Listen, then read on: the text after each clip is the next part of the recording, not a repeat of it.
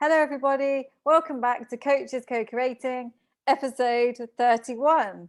And Happy New Year. Yes, Happy New Year, everyone. So, as it's New Year, most people make resolutions, don't they? So, Amanda, what do you think about resolutions? Have you made one, and do you actually believe in them? Oh gosh, that's quite tough. Two questions at once. So have I made any resolutions? No, not really. And do I think they work? I think they can. I think it depends on the individual. But I think it depends on what the resolution is and how big it is and how much of an intent there is behind the resolution. And it's interesting, I think, that we come into the new year and everybody's got, new year, new me, new you, whatever it is, the phrase. Oh, yeah.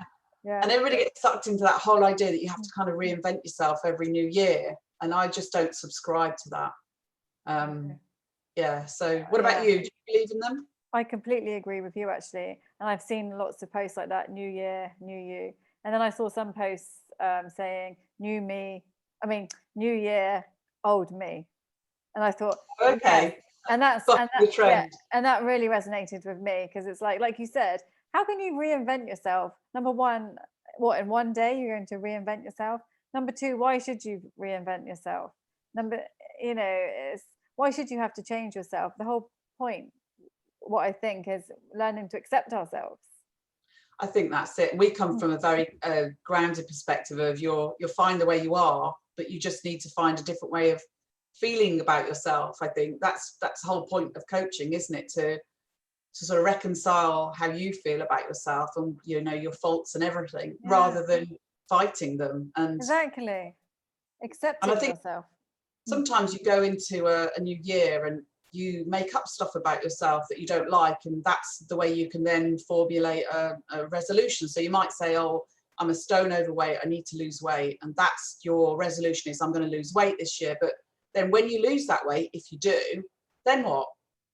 Are you going to like yourself even more? Or are you going to just still look in the mirror and go, yeah, but I still don't feel very happy? It's you've got to look at your mindset as well. It's not enough to just think about the weight loss or whatever it is that you're focusing on. It's 100% the mindset, isn't it? It's not about changing something on the outside, or even though losing weight is actually the inside, but it's your mind, isn't it? It's all your mind. It's not physical. Yeah, things, is it? I think the funniest thing I read, there was two things I read over the weekend which made me smile. And the first one was, has anybody made resolutions yet and decided they're not going to start until Monday? Which I thought was hilarious. It's hilarious. Yeah, that's so true, isn't it? And I think, as we know, Monday never comes. And then the other thing I thought, which was really interesting, was that it said statistically New Year's resolutions only are held until about the 12th of January. And I just like, really? Well, they say that, don't they? That's when gyms make all of their money, because so many people join, but then they go for probably 2 weeks and then they go back. I think it will drop off. Yeah, and I think resolutions, you're putting so much pressure on yourself to do this, to be that, and you can't keep that up for so long, because it's not really you, is it?